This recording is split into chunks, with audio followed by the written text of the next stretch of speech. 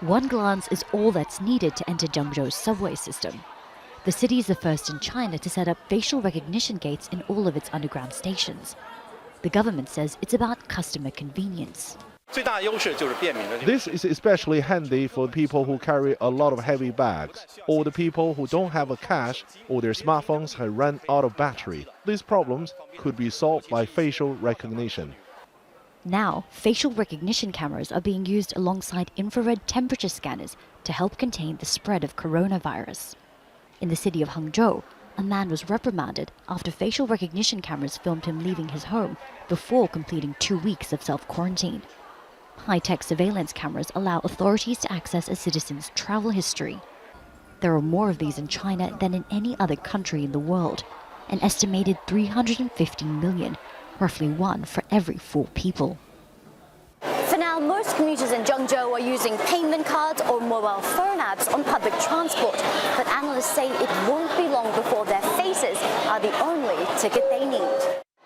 The technology is part of the government's nationwide plan to boost security and surveillance. Cameras will be linked to phone and other personal data, making it easier for police to identify and monitor citizens than ever before. For some, the benefits are clear. I heard about facial recognition recently. It's new and seems very convenient to use. But others are wary of how their information will be used.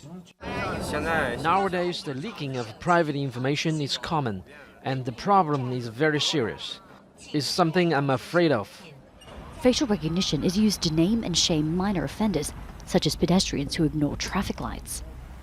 But the government says it's crucial for catching criminals, and everyone with nothing to hide has nothing to fear. The positive aspect is because people are now living under the spotlight.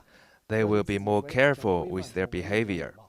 But of course, there is a risk privacy is violated and information being abused.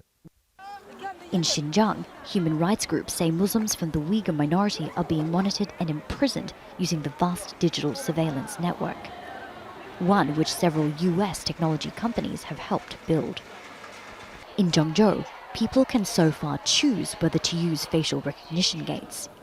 But soon, there may be no way out.